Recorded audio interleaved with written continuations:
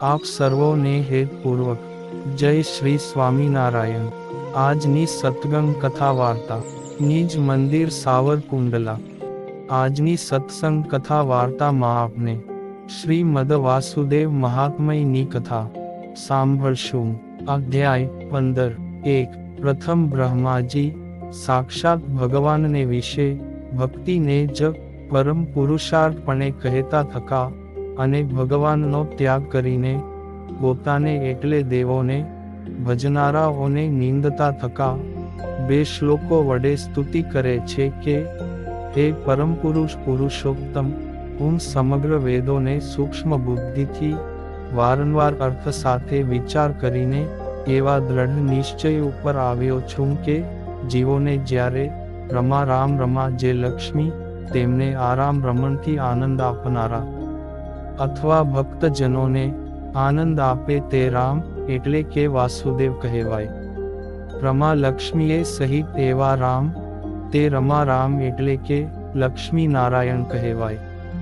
એવા પ્રત્યક્ષ તમારે વિશે અતિદ્રઢ ભક્તિ થાય ત્યારે જ પ્રાણીઓને પરમ દિવ્ય હોવાથી ક્ષય રહિત એટલે કે અક્ષય એવા ભોગ સમૂહો અને તેવા જ તમારા દિવ્ય લોકો અને આત્યંતિકી એટલે કે પુનઃજન્મ મરણે રહિત એવી મુક્તિ પ્રાપ્ત થાય છે, એમાં સંશય નથી।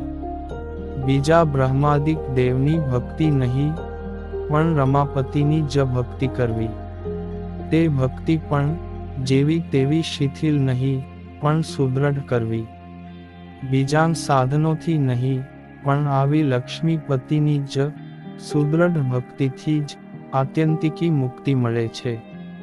આ બધો અર્થ બ્રહ્માજી કે જેમને ભગવાને જ વેદો ભણાવ્યા છે તેમને જ વેદોને વારંવાર વિચારીને આવો નિશ્ચય કર્યો છે, એટલે હવે આમાં સંશયને સ્થાન નથી। આથી સર્વજ્ઞ બ્રહ્માજીએ સમગ્ર વેદોનું પરમ તાત્પર્ય પ્રાપ્યભૂત લક્ષ્મીપતિ ભગવાન વાસુદેવમાં અને તેમની પ્રાપ્તિના ઉપાયભૂત ભક્તિમાં સ્પષ્ટપણે જણાવ્યું। આ બધો બ્રહ્માજીએ પ્રદર્શાવેલો અર્થ વર્ણવ્યો છે। હે હરે, આ પ્રકારે આપને વિશે એકાંતિકી ભક્તિવાળાઓને જ અક્ષય લોકાદિકની પ્રાપ્તિ છે એમ નહીં જાણનારા, જે અજ્ઞજનો રજોગુણ તમોગુણથી ભરેલા એટલે કે રજતમથી મલિન અંતઃકરણ વાળા એવા પણ અમો દેવોને નાના પ્રકારના કૃચ્છ ચાંદ્રાયણાદિક તપો માર્ગો વડે અને પૂજા માર્ગો વડે ભજે છે, તેમને જ શાસ્ત્રમાં મૂઢ કહ્યા છે। તે મૂઢજનો અક્ષય સુખને ક્યારેય પણ પામતા નથી, માટે હું ભવ બ્રહ્માને સ્વવશમાં વર્તાવા રૂપ ગુણ યોગને લીધે સાર્થક કેશવ નામથી કહેલા છે, અથવા શ્રેષ્ઠ ચિકનાશ્યામ વાંકા કેશવાળા હોવાથી કેશવ નામથી કહેલા, અથવા કેશવ નામથી કહેલા એવા તમો ભગવાનનું જ મારા હૃદયમાં ધ્યાન કરું છું। આમ બ્રહ્માજીએ રજોગુણી તમોગુણી દેવોના ઉપાસનો સહેતુ નિષેધ કરવા પૂર્વક એક નિર્ગુણ મૂર્તિ ભગવાનની જ ઉપાસના કરવાનો નિર્ણય કર્યો છે। હવે શંકર સ્તુતિ કરે છે કે હે પ્રભો, વેદ ત્રયી ઋગ્વેદ યજુર્વેદ સામવેદ સાંખ્ય શાસ્ત્ર વેદાંત ઉપનિષદો યોગશાસ્ત્ર બ્રાહ્માદિ પુરાણ પંચરાત્ર સમગ્ર ધર્મશાસ્ત્રો આ સર્વે એક, જેને કોઈ સમાન કે અધિક નથી એવા અદ્વિતીય આપના જ નિરતિશય મહિમાને નિરંતર અનેક પ્રકારોએ કરીને યજ્ઞ પુરુષાદિક જુદાં જુદાં નામો જાણવાની રીતિ વડે ભક્તિથી ગાય છે। હે ઈશ, આદિકલ્પમાં આ વેદાદિક સમગ્ર શાસ્ત્રો સર્વ કરતા સર્વેશ્વર તમારા થકી જ ઉદ્ભવ્યાં છે અને તમારો જ એક આશ્રય કરીને રહ્યા છે, માટે જ તમો શાસ્ત્ર યોની કહેવાઓ છો। તો લક્ષ્મીએ સેવ્ય ચરમ કમળ જેમનું છે એવા આદિ પુરુષ સર્વ કારણ તમને વાસુદેવને હું ભજું છું। હવે ધર્મદેવ સ્તુતિ કરે છે કે હે ભગવાન, તમારી કથા તથા તમારા નામો, ગુણો અને ચરિત્રોનું કીર્તન અધ્યાત્મ, અધિભૂત અને અધિદૈવ નામના 3 તાપથી તપી ગયેલા દેહીઓને અમૃત તુલ્ય છે. વળી સંસાર રૂપ પાશને છેદનારી અને અનેક જન્મોના પાપ પુંજોને હરનારી છે. એટલું જ નહીં પણ તમારા સ્વરૂપનું જ્ઞાન અને તમારે વિશે ભક્તિને પણ અનાયાસથી વિસ્તારનારી છે. તમારી કથાથી જ દુઃખ દુરિતની નિવૃત્તિ થવા પૂર્વક તમારે વિશે જ્ઞાન ભક્તિ ઉપજે છે. એમાં બહુ પ્રયાસ પણ પડતો નથી. માટે હું તો તમારી કથાને જ મોક્ષમાં સર્વોત્તમ સાધન માનું છું. તો હે અનંત નામન, તે કથા તમારા એકાંતિક વક્તા ભક્તોના મુખ થકી નીકળતી અને કર્ણ માર્ગ દ્વારા મારી હૃદય ગુહામાં સદૈવ પ્રવેશ કરો. એટલે કે મારા કર્ણો તમારી કથાને જ સાંભળો અને તેમાં વિરોધી જે તમારા થકી અન્ય વિષયની વાસનાઓ મને વર્તે છે તેનો પણ વિનાશ કરો. એટલી જ હું પ્રાર્થના કરું છું. દયાના નિધિરૂપ માટે જ પ્રતિયુગ પ્રકટ થવાના સ્વભાવવાળા તમોને મારા નમસ્કાર છે. હવે પ્રજાપતિઓ સ્તુતિ કરે છે કે હે ઈશ, આ તમારી આગળ વર્તતા કલ્પવૃક્ષો ધન્ય મહાભાગ્યશાળી થયા છે, કારણ કે જેમની આ શીતળ છાયાનો તમો ભગવાન અને ભગવતી લક્ષ્મી સાથે આશ્રય કરી રહ્યા છો, જેની છાયા તળે વિરાજમાન છો.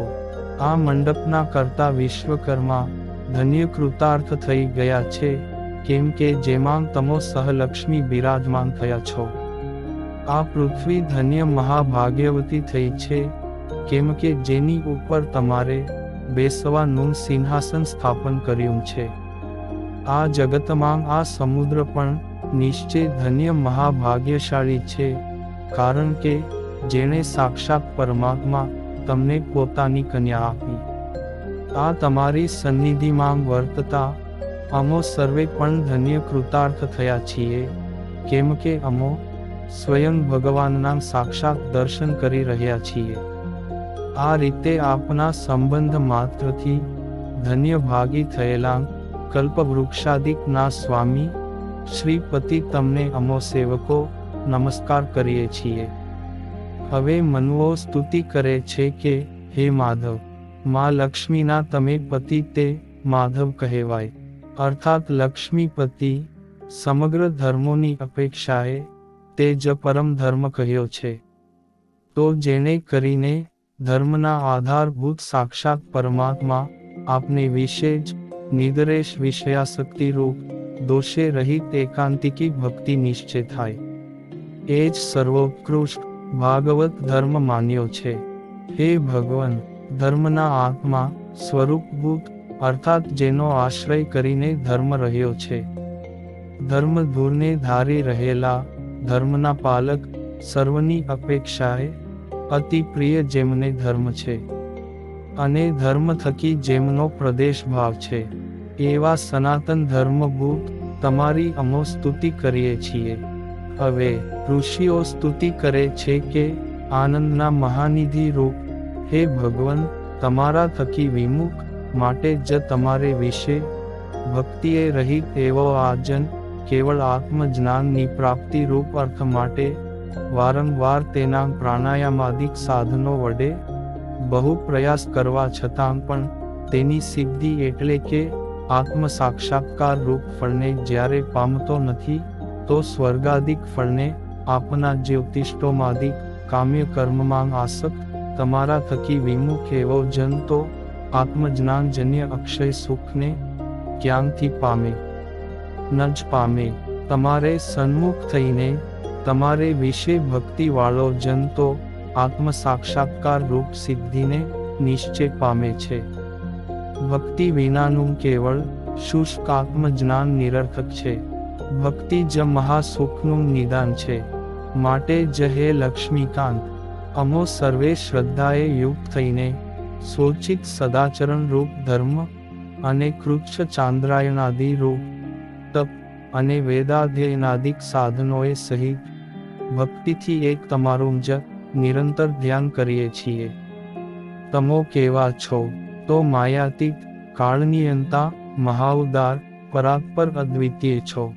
હવે ઇન્દ્રદેવ સ્તુતિ કરે છે કે, હે ભગવાન, અમો દેવતાઓ દુર્વાસા નામના મુનિવરના અપરાધને લીધે જ બહુ દુખિયા થઈ ગયા હતા. આ દુઃખ થકી અમારું રક્ષણ કરવા માટે તમારા વિના આ ભવ બ્રહ્માદિક દેવેન્દ્રો પણ સમર્થ થયા ન હતા. દુર્વાસાના અતિક્રમને લીધે અમારી સમસ્ત સંપત્તિઓ નષ્ટ થઈ હતી, માટે જ અમો અન્નના આહારે રહિત અને ભૂમિમાં પામરજનોના જેવી દુરંત દુર્ગંધને પામી ગયા હતા. હાલમાં મહાસમર્થ આપે જ અમારા સમગ્ર દુઃખો સત્વરે ટાળી નાખ્યા. માટે જ શ્રી હરિ અમારા સમગ્ર દુઃખને હરનારા હોવાથી શ્રી હરિ નામથી વિખ્યાતિને પામેલા આપ ભગવાનને નમસ્કાર છે. હવે અગ્નિદેવ સ્તુતિ કરે છે કે, હે દેવાધિદેવ, જે હેતુ માટે સુર, અસુર, નર આદિકના ઉપજીવનભૂત જે અન્ન, ઘઉં, ડાંગર, જવ આદિક છે, તે તમો એ જ પ્રથમથી ઉપજાવેલું છે. તે હેતુ માટે સારા ભૂતજનો તો તે હવિષ્યાના દાન વડે યજ્ઞોમાં તમારું જ યજન પૂજન કરે છે. તમારું યજન કર્યા પછી જ તમારા પ્રસાદભૂત તે અન્નાદિનું ઇતર દેવોને નિવેદન કરે છે. બીજા દેવોને નિવેદન કર્યા પછી અવશિષ્ટ તે પ્રસાદભૂત અન્નાદિક ઉપજીવનાન હોવાથી સ્વયં જમે છે. તમોને પ્રથમ નિવેદન કરેલા અન્નાદિકે કરીને અન્ય દેવોનું યજન કરનારા જે યાજ્ઞિકો છે તે યદ્યપિ કામ્યપુત્રૈષણાદિક વિષયાર્થ કર્મોમાં પ્રીતિવાળા છે, તથાપિ તે કામ્ય કર્મના બંધનમાંથી મુક્ત થઈને તત્કાળ બ્રાહ્મી ગતિ એટલે કે બ્રહ્મપુર ધામને જ પામે છે. જેઓ તમને નહીં નિવેદન કરેલા અન્નનું ભક્ષણ કરનારા અને અન્ય દેવ માત્રનું યજન કરનારા છે, તે તો ભગવાનના ચોર થાય છે. ભગવાને પોતાના યજન માટે અન્ન ઉપજાવ્યું છે, તેમને નિવેદન કર્યા વિના તેથી અન્યનું યજન કરે કે સ્વયં ભક્ષણ કરે તો તે ભગવાનના ચોર જ કહેવાય. પારકી વસ્તુને હરીને સ્વાર્થ માટે સ્વીકારે તેને ચોર કહેવામાં આવે છે. તો સર્વના આદિ સૃષ્ટા, સર્વના સ્વામી, યજ્ઞ પુરુષ, લક્ષ્મીપતિ આપશ્રીને હું પ્રણામ કરું છું. હવે મરુત દેવો સ્તુતિ કરે છે કે, હે ભગવાન, તમારા જે એકાંતિક નિષ્કામ ભક્તો છે તે અક્ષર પરમ પદમાં તમારી સેવાએ રહિત સાલોક્ય આદિક ચતુર્ધા મુક્તિને પણ ઈચ્છતા નથી, તેમજ અતિશય સુખ જે માંગ છે એવા કૈવલ્ય મોક્ષ એટલે કે એકત્વ મુક્તિને પણ ઈચ્છતા નથી. જ્યારે તેઓ આ રીતે પાંચ મુક્તિને ઈચ્છતા નથી તો શું ઈચ્છે છે? તો તમારી સેવાએ સહિત એવો તો પોતાનો શ્વપચ કુળને વિશે જે જન્મ તેને પણ ઉત્તમ માને છે, અર્થાત સેવાને જ ઈચ્છે છે, તે થકી બીજા કશાને ઈચ્છતા નથી. આવા એકાંતિક ભક્તોના સ્વામી અને એકાંતિક ધર્મના પરમાશ્રય એવા શ્રી મહાપુરુષ પુરુષોત્તમ અમો તે તમારા શરણને પામ્યા છીએ. હવે સિદ્ધો સ્તુતિ કરે છે કે, હે ભગવાન, તમો અસંખ્યાત બ્રહ્માંડોની ઉત્પત્તિ, સ્થિતિ અને પ્રલયાદિકના મુખ્ય કારણ છો, ને તમારું કારણ તો કોઈ પણ નહીં હોવાથી અકારણ કહેવાઓ છો. તે અનંત બ્રહ્માંડોમાં તમો અંતરાત્માપણે રહ્યા છો, અને વળી તે થકી વ્યતિરિક્ત સ્વધામમાં મૂર્તિમાં પણ રહ્યા છો. તે સમગ્ર બ્રહ્માંડોના નિયામક એવા તમને અમો નમસ્કાર કરીએ છીએ. હવે રુદ્રો સ્તુતિ કરે છે કે, હે ભગવાન, તમો સર્વ કોઈને મોહ ઉપજાવનારી જે માયા તેને પણ મોહ ઉપજાવનારા છો. સ્વયં મોહે વર્જિત છો. મહાકાળ કે જે સર્વમાં પોતાનું કાર્ય પરિણામાદિક કરનારા છે, તેના પણ તમો કાળ છો. એવા પુરુષોત્તમ તમો, તે તમારા શરણને અમો પામ્યા છીએ. હવે આદિત્યો સ્તુતિ કરે છે કે, હે રમેશ, જે તમોએ પ્રકાશ કરેલા અમો, આ જગતને પ્રકાશ કરીએ છીએ. અમો સ્વતઃ પ્રકાશવાળા નથી. તમો તો સ્વતઃ સિદ્ધ પ્રકાશવાળા અને વળી નિર્દિક પ્રકાશવાળા છો. પ્રકાશમય મૂર્તિ જેમની છે એવા આપને અમો પ્રણામ કરીએ છીએ. હવે સાધ્ય દેવો સ્તુતિ કરે છે કે, હે ભગવાન, તમો જ નરાધિપો, સર્પાધિપો, સુરાધિપો, અસુરાધિપો, બ્રહ્માદિકો, મનુઓ અને દક્ષાદિક પ્રજાપતિઓના શાસ્તા એટલે કે નિયામક છો.